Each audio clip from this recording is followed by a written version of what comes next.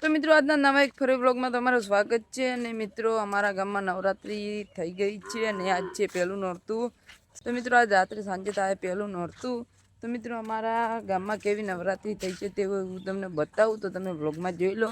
અને તમારે પણ આવો હોય તો દમારામપુરા નવરાત્રી જોવા આવી જજો। તો હું તમને બતાવું અમારા ગામમાં કેવી નવરાત્રી થઈ છે તે, તો તમે જોઈ લો। તો મિત્રો તમે જોઈ લો, આજે અમારા ગામની નવરાત્રી અને તમે જોઈ લો કમ્પ્લીટ તોરણ બાંધી નાખ્યું છે। હવે ખાલી પાણી છાંટવાનું બાકી છે। ને તમે જોઈ લો આટલી મોટી જગ્યા પડી છે અને પબ્લિક પણ ખૂબ જ આવશે। તો મિત્રો તમારે પણ આવવું હોય તો દમારામપુરા નવરાત્રી પાળવા આવી જજો। અને પેલું છે શંકર ભગવાનનું મંદિર બાજુમાં, અને આ છે નવરાત્રી અહીંયા કરીએ છીએ। અને તમે જોઈ લો આટલી બધી જગ્યા પડી છે અને ડીજે અહીંયા ઊભું રહેશે। તો મિત્રો હું તમને બતાવશું પહેલાં નવરાત્રામાં શું કયું ડીજે છે તે પણ તમે જોઈ લેજો।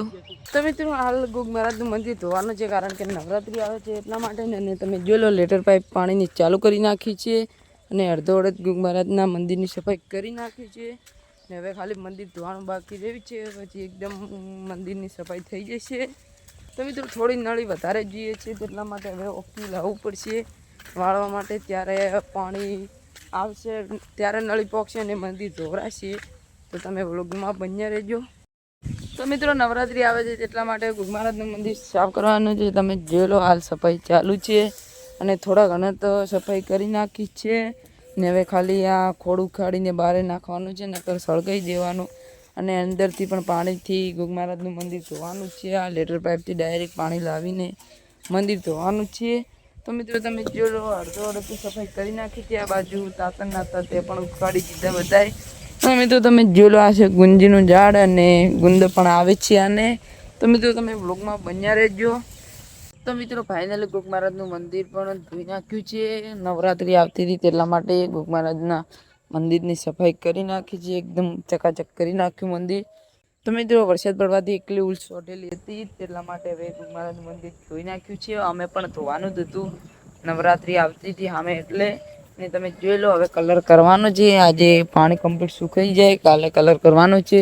લગભગ તો કાલે પણ દુકાન બંધ હશે, કારણ કે કાલે સરખી આવે છે। મોટરમાંથી 2 કોલમો કાઢવાની છે, પાણી ચડી ગયું છે એટલા માટે। તો મિત્રો તમે જોઈ લો એકદમ ચકાચક મંદિર કરી નાખ્યું છે। અંદરથી પણ ધોઈ નાખ્યું હતું ગુગ મહારાજનું મંદિર, બધી મૂર્તિ પણ ધોઈ નાખી હતી। અને મિત્રો તમે જોઈ લો આ ખોડ એકલો ઊભો છે, વરસાદ પડવાથી આટલું ખોડ ઉગે છે, નકર તો નહોતું ઉગતું પહેલાં। ને મિત્રો તમે જોઈ લો આટલી મગફળી પહેલાં દેખાતી નથી, મગફળી થશે કે નહીં થાય। તો મિત્રો હવે તો મગફળી થઈ ગઈ છે, તમે જોઈ લો આવી આશા નથી કે આવી મગફળી થશે। તો તમે જોઈ લો થઈ ગઈ મગફળી, એકદમ સારી થઈ છે। અને મકાઈ વાવી દીધી હતી, અહીંયા જગ્યા પડી હતી એટલા માટે આ બાજુ પાણી ભરાણું હતું એટલા માટે મગફળી ઉગી નથી, તો મકાઈ વાવી દીધી આ બાજુ તો। અને મિત્રો તમે જોઈ લો આ ગુંદીને ઝાડ હવે ગુંદા આવતા હતા પણ હવે નહીં આવતા, લગભગ ક્યાંક ક્યાંક હશે હાલ ગુંદા, નકર નહીં હોય। તો મિત્રો તમે વ્લોગમાં બન્યા રહેજો। ઘરેથી આવી ગયા હતા અમે બેનને નવરાત્રી જોવા માટે। તમે જોઈ લો નવરાત્રીમાં ખાસું ખરું કામ થઈ ગયું છે, આખી નાઇટમાં પણ કામ ચાલે છે। અને તમે જોઈ લો જીસીબી પણ આ ચોખ્ખું કરવા માટે આવી છે। અને તમે જોઈ લો ખાસું ખરું કામ કરી નાખ્યું છે ને હવે થોડા ઘણું કામ બાકી છે।